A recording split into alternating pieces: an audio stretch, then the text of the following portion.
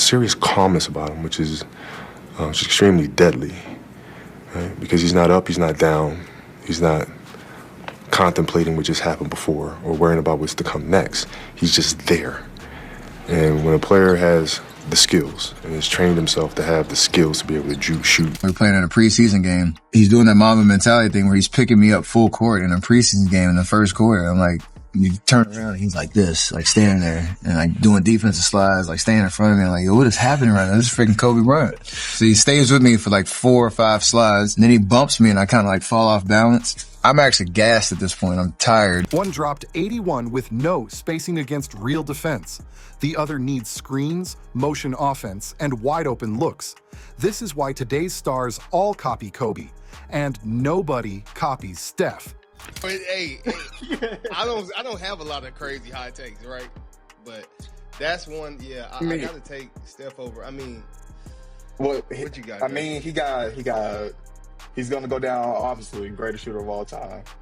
He got the 2 MVPs, Easily. 4 championships. He got his finals MVP finally. Like, we know he got the he got the gold medal. Like, Steph, he changed the game. The ultimate basketball debate that's tearing the NBA community apart. Kobe Bryant, the cold-blooded assassin who destroyed souls. Stephen Curry, the system player who revolutionized basketball. But here's what nobody wants to admit. My all-time starting 5 to date: Steph Curry, Michael Jordan, Kobe Bryant, LeBron James, Shaq, Cole. Beating everybody. Look at today's stars. Kyrie, Tatum, Booker, they all idolize Kobe. It's weird seeing players wearing Kobe's now. Why? Okay, so there's 5 signature athletes on a Nike side. You have to get the players' permission to wear their shoes. So that's why you never seen anybody outside of a Laker to wear a Kobe shoe while Kobe was there. So they don't okay people. Like right now, you probably don't see nobody wearing LeBrons besides probably AD. For you to wear a KD, a LeBron, a Booker, a Giannis, you need their permission. But since he's passed, I think his wife, Vanessa, has allowed everybody to wear it. The only person that allows everybody to wear it is Sabrina. That's why her. Who's copying Steph's style? Let's settle this once and for all. Let's talk about what real basketball looked like. Kobe Bryant played in an era where you got hammered driving to the rim, no freedom of movement, no soft fouls, just pure warfare. Who beat you in one-on-one if it ever happened in practice? No one. I'm not trying to be like, but that's what I do. If there's going to be a player that beat me, retired on that last shot in Utah in '98.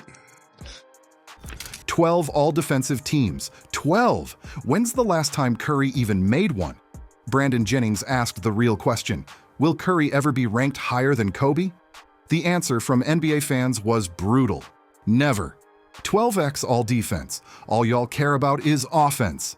Kobe faced real giants. Tim Duncan, Kevin Garnett, prime Dwight Howard. These weren't stretch fives standing at the three-point line. These were monsters in the paint. And Kobe still averaged 25, 5, and 5 for his career. So how do y'all feel about Elder saying Kobe is a better defender than Tim Duncan? He is. Look how many teams, defensive teams Kobe made. Tim Duncan made more. No. I'm saying from his position. You got to remember, Tim Duncan's position is easier to guard than Kobe's position. Kobe Bryant, the guard. Are you saying it's more difficult to guard on the perimeter than it is in the post? Yes. Now let's examine Steph Curry. About Steph Curry, because Skip, I'm here to tell you right now, if the Golden State Warriors are led to another championship by Steph Curry this year, I might be willing to go on a record and tell you this brother might win more championships than Michael Jordan. Unanimous MVP? Sure. Greatest shooter ever? Absolutely. But let's be honest about how he gets his points. I talked to my teammates today about Steph Curry. In the film session, I had Steph in transition and Steph cuts back door, and I'm body on body.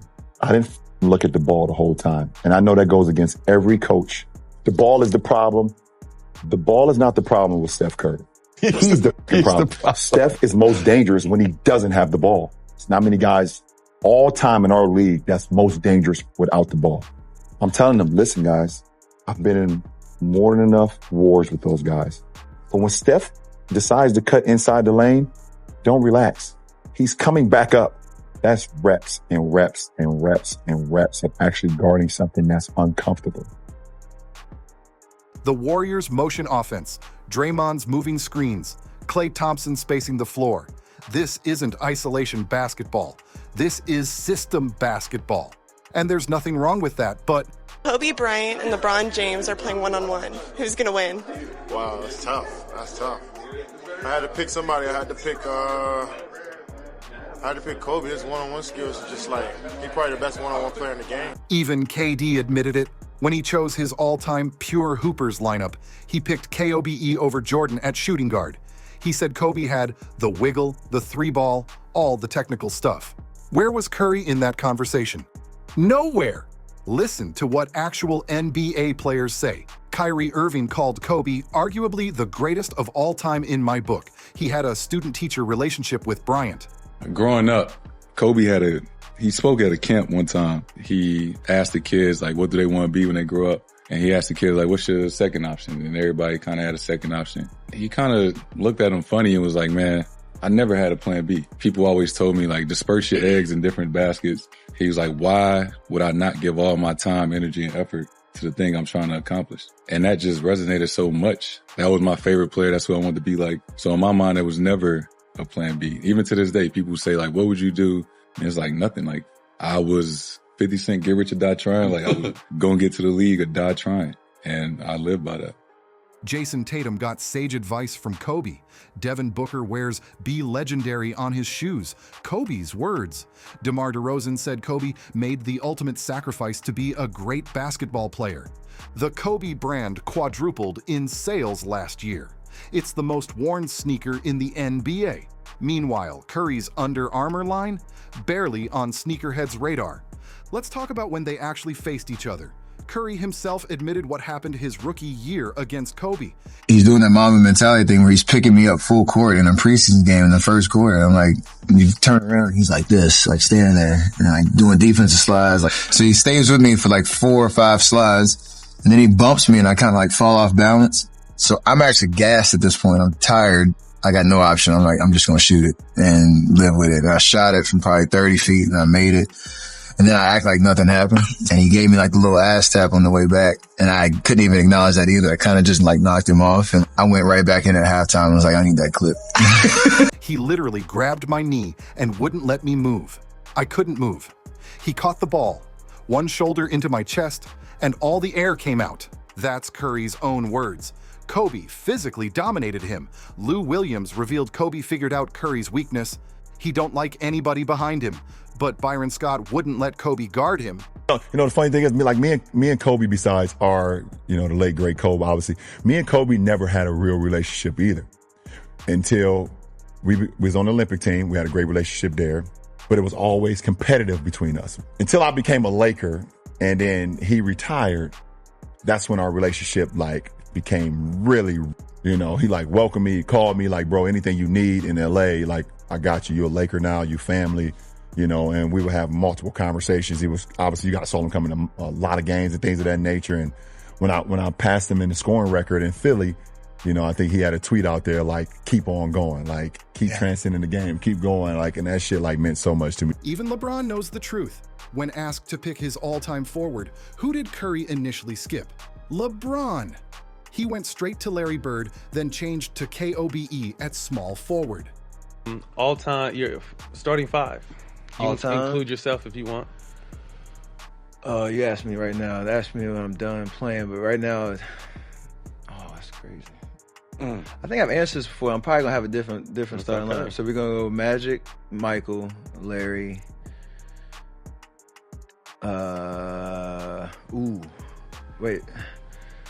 Shaq. Only one more spot. Let me make sure I got all my positions. Magic, PG, Michael shooting guard, Larry small forward, power forward. Yep. Tim Duncan. Of course. How can you not? Yeah. Let's be real. Curry needed Kevin Durant to beat LeBron. Kobe, he won 2 championships as the undisputed alpha against prime Dwight Howard, Paul Pierce, and Kevin Garnett. MJ wasn't winning with Matthew Dellavedova. Draymond tried to defend LeBron over Jordan, but that same logic destroys Curry. Curry had Clay, Draymond, KD, and now he's struggling without a super team. 2010 in Phoenix, playing against the Lakers, Western Conference Finals. Game 6, we're at home, and I'm guarding Kobe pretty much the whole series. Last minute of the game, I think we're down maybe 2 points, and I'm guarding Kobe, and he went right, I guessed right, he pump faked, I didn't go for it. I jumped with him as he went up to shoot it. Everything was perfect defensively, and he still hits a three-pointer in my face, and then he taps Alvin Gentry on the butt, running down the court the other end. So that was something that, we felt like we had a chance. We played so well, and that was a tough one. Kobe had the most clutch season ever, 7 game winners in 1 season, more than Jordan. When the game was on the line, Kobe wanted the ball. No screens, no motion offense, just give me the ball and get out of the way. 81 points. Against the Raptors, with no spacing. The lane was packed, double and triple teams, and he still dropped 81. Could Curry do that without the three-point line? Without screens? Without space? I hate to say it, but Steph Curry seems to be washed this year. This is why this hits so hard. It's not just about shooting. It's about complete basketball. But Curry changed the game. Yeah, he made everyone chuck threes. Is that better? The NBA is unwatchable now with teams shooting 50 threes a game. That Reddit post showing Curry and KD have better efficiency than Kobe, context matters. They played in an era with no hand-checking, freedom of movement, and wide-open lanes. Put Kobe in today's game with these soft rules, he's averaging 35 easily. Put Curry in 2000s basketball, he's getting grabbed, held, and knocked around every possession. Let's talk about the 2024 Olympics. KD had to admit about Curry. They've been playing together 10+ years, we just show up. But notice something. Curry needed the perfect system even with Team USA. I believe that Steph Curry is the greatest shooter God ever created. I think, yeah. Isaiah Thomas said to me one time, he said if he was playing in our era, he would not have averaged more than 18 points a game. The rules would have allowed them to rest on his shoulder and to be physical with him in such a way that he wouldn't have been able to get the shot off. The first few years Steph Curry was in the league, what was his issue? He had ankle problems. In his 4th, 5th year in the league, there were legitimate questions as to how long would his career last because he kept getting these ankle injuries. Well, those old school guys said, well, what do you think we would have done to that? When teams played physical, when they didn't give him space, Curry struggled until they ran specific plays for him. Kobe in the Olympics just cleared out and dominated. KD even admitted he averaged at least 20 in gold medal games, but gave Kobe his respect as one of my idols. The hierarchy is clear. Here's the ultimate proof. Watch how young players play. Anthony Edwards, Kobe clone, Jason Tatum, studying Kobe film, Devin Booker, Kobe's last disciple. Out of timeouts, especially. That was a good one right there. Wiggins over Kobe. Wow, what a play by Andrew. Big sequence for Wiggins. Who's playing like Curry? Trae Young? Dame Lillard? They shoot threes, but they don't play like Steph. Because you can't replicate what Curry does without the Warriors system. Lakers coach Phil Handy said only one current player compares to Kobe, Kyrie Irving. Because of the skill, the footwork, the mentality, not the system. The individual brilliance. Both stayed loyal to one team, I'll give them that. But look at how they won. Kobe won with different teams essentially, with Shaq, then with Pau. Different styles, same killer, Curry. Same system for 15 years, same coach, same style. When Steve Kerr arrived and installed the motion offense, that's when Curry became MVP. Coincidence? Remember Curry under Mark Jackson? Good player, multiple injuries, first-round exits. The system made Curry. Kobe made himself. Let's address the elephant in the room. Kobe, 5 championships, 2 finals MVPs. Curry, 4 championships, 1 finals MVP, but it's deeper than numbers. 2015, Iguodala wins finals MVP over Curry. 2017 and 2018, KD wins it. The Warriors won, but was Curry even their best player in the biggest moments? Kobe in the finals? 2009 and 2010, undisputed best player, averaged 32-7 against Orlando, battles through injury against Boston. That's heart. This isn't even a conversation. Kobe, 12 all-defensive teams. Curry, 0. This alone should end the debate. Every playoffs, what happens? Teams hunt Curry on defense. They put him in pick and rolls, attack him relentlessly. You think anyone was hunting KOBE? Kobe locked up Prime Wade, stopped LeBron in their matchups. Even MJ respected Kobe's defense. Curry, he hides on the weakest offensive player.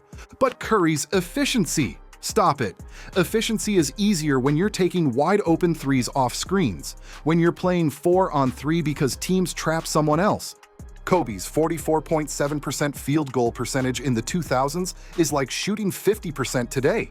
The pace was slower, defense was tougher, spacing didn't exist. Look at Kobe's shot chart. Every spot on the floor. Curry's shot chart, three-point line and layups. That's not complete basketball. That's specialized. Mamba Mentality is a lifestyle. It transcends basketball.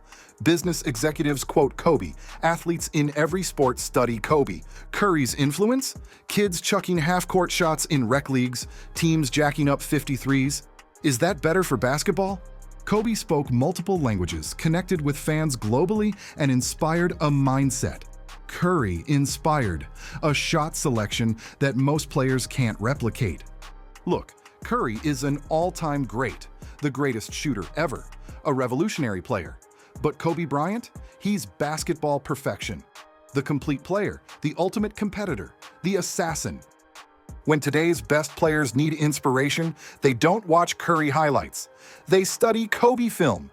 They wear Kobe's shoes. They channel Mamba Mentality. Curry changed how the game is played, but Kobe, he showed us how the game should be played, with heart, skill, defense, and an unmatched killer instinct. The debate isn't really close. One needed the perfect system. The other was the system. Drop a snake emoji if you know who the real legend is. And remember, champions are made, but legends are born. Mamba forever.